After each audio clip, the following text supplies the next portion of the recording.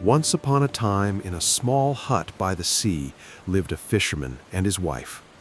Their place was so cramped that he could almost touch both walls at once when he stretched. The roof was a bit wonky, the windows shook when it was windy, and the door was hard to open. But the fisherman was happy. Every morning, he'd grab his fishing rod and head to the beach, ready for whatever the sea had to offer. One sunny morning, the waves looked like a bunch of shiny coins. The fisherman cast his line and waited. He waited so long that the sun was pretty high up, and he thought he might not catch anything. But then, bam! Something pulled hard. He grabbed his rod, surprised. This had to be a huge fish. He pulled as hard as he could. Finally, he pulled out the weirdest fish he'd ever seen. It was a shiny flounder with scales that looked like gold coins. The fish had these bright eyes that stared right at him. Before the fisherman could say anything, the flounder spoke. "Please let me go," the flounder said gently. "I'm not just any fish. I'm an enchanted prince. If you let me live, I'll swim away and leave you alone. Let me free, and you can have anything you want. I won't forget this." The fisherman was so shocked he almost dropped the fish. A talking fish and an enchanted prince? "Well," he said, "if you really are a prince, it wouldn't be right to keep you. Go ahead, you're free." He carefully put the flounder back in the waves and watched it disappear in a flash of gold. He went home feeling good about what he'd done. When his wife heard about it, she got mad. "You let an enchanted prince go without asking for something? Not even a better house?" The fisherman just shrugged. He didn't really want anything. His wife wasn't happy. She wanted something. She told him to go back and ask the flounder for a nice cottage. She was tired of their old hut. He didn't really want to bother the fish again, but he didn't want to argue with his wife, so he went back to the sea. The water was calm and blue, just like that morning. He called out, "Flounder! Flounder, please listen! My wife sent me back." Right away, the golden fish came to the surface. "What does your wife want?" he asked. The fisherman was nervous. "She wants a small, comfy cottage." "Go home," said the flounder. "She already has it." The fisherman hurried back, and sure enough, their old hut was gone, replaced by a cozy cottage with nice walls, shiny windows, and a chimney with smoke coming out. His wife was already inside, opening cabinets and looking around. "Look at this," she said. "It's amazing." The fisherman was happy at the beginning.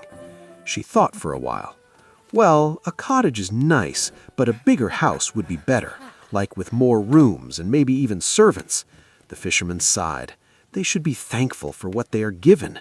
But think how cool a big, grand palace would be. Go ask the flounder. The fisherman walked back to the sea. This time the sky was cloudy and the waves were a bit rough. He called, "Flounder, Flounder, please listen. My wife sent me back." The flounder came one more time. "What does your wife want now?" "She wants a palace," he said quietly. "Go home," said the flounder. "She already has it." And she did. Where the cottage had been was a huge palace with tall columns, shiny windows, and gardens with fountains everywhere. Servants were rushing around, bowing to the fisherman, even though he was still wearing his old clothes. His wife was sitting on a golden chair in a velvet dress. "This is so much better," she said happily. But after only a day, she started pacing. "You know," she said, "a palace is cool, but being queen would be even better. Imagine people bowing to me. Go ask the flounder."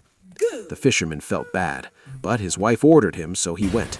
The sea was darker now, wild and crazy. He called, "Flounder, Flounder, please listen. My wife sent me back." Finally, the flounder came one more time. "What does your wife want now?" "She wants to be queen. Please, just make it quick," so he said.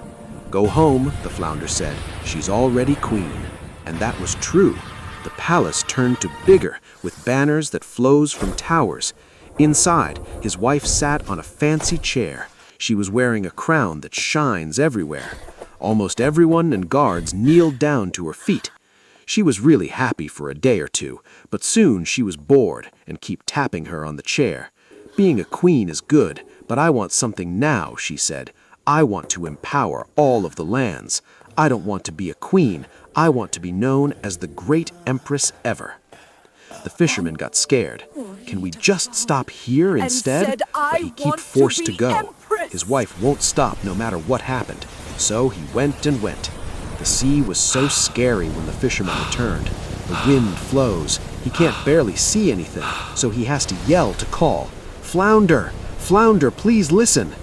Finally, the flounder come back. It was shining bright and came bigger because of the wind. What does your wife want now? She want people to hail her to become the empress ever. The flounder didn't respond, and the only thing that heard was he slowly sink on waves. The fisherman walked slowly to his home. All he can imagine is his wife's smile, but when he found the palace, it was all gone. All he saw was the one old hut, and he heard from inside and saw that his wife was upset.